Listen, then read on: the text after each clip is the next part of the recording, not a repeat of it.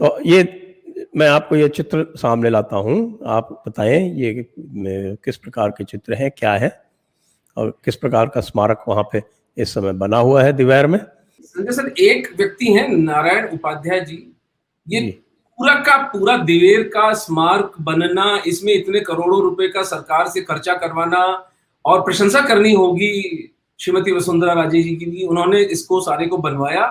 और नारायण जी का तपस्वी से आदमी है, उन्होंने दिवेर की स्मृति को अब कभी नहीं भुलाया जा सकेगा। जब तक ये स्मारक है कम से कम, तब तक दिवेर को भुलाया नहीं जा सकता। तो उस युद्ध को, उसकी प्रामाणिकता को, उसकी सत्यता को स्थापित करने के लिए यह स्मारक है। ये हमारे लिए एक तीर्थ होना चाहिए सबके लिए। और अगर माँ जगदम्बा की इच्छा रही तो मेरा मंतव्य है कि अगली विजयदशमी पर हम यहाँ एक बड़ी कॉन्फ्रेंस करें, एक बड़ा गैदरिंग करें हमारे समाज की, जिसमें हम बताएं, वहां पर ऑडियो विजुअल्स और सुवेनियर्स और वो सारा का सारा हम करें कि दिवेर को जीवित करें।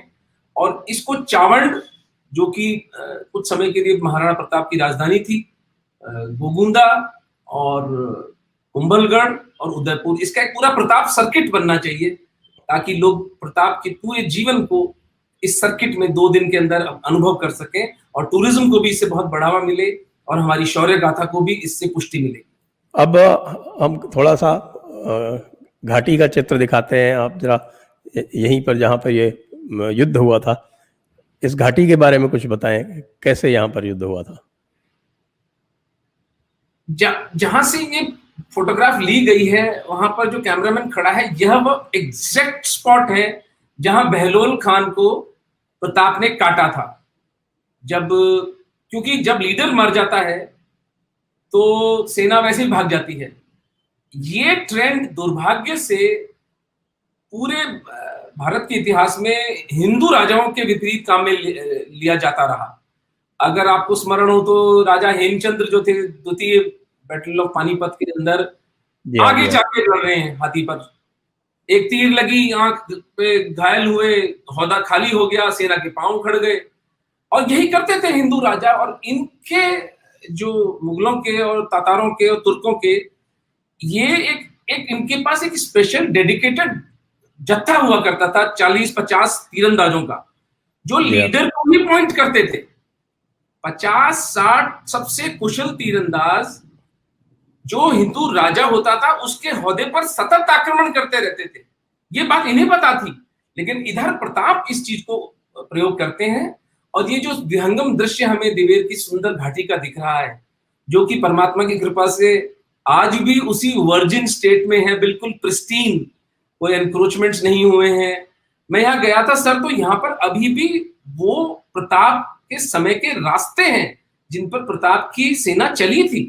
यदि हम आर्कियोलॉजिकल सर्वे पर थोड़ा इंडिया पर थोड़ा प्रभाव डालें और थोड़ा उन पर कहें, उनसे विनती करें, तो अल्ट्रासाउंड के द्वारा हम, क्योंकि ये पथरीली जमीन है, यहाँ पर बहुत गहरा नहीं गया होगा जो प्रमाण है, भाले, घोड़ों की नाल, जिस तरह के गहने पहने जाते थे, कुछ प्रशस्ति पत्र, कुछ हथियार, हमें वहां पर अगर हम इसका अन्वेषण करें तो हम मिल जाएंगे, जो कि काफी अच्छा प्रमाण होंगे इस युद्ध का। और the scale of this fight can very easily B assessed if we go into a scientific investigation of this place. ये जो आप चित्र है, इसके बारे में कुछ बताएं, ये किस प्रकार की उत्कीर्ति है यहाँ पर। मेरे विचार से ये सबसे प्रामाणिक बात है जो दिवेर के युद्ध को स्थापित करती है।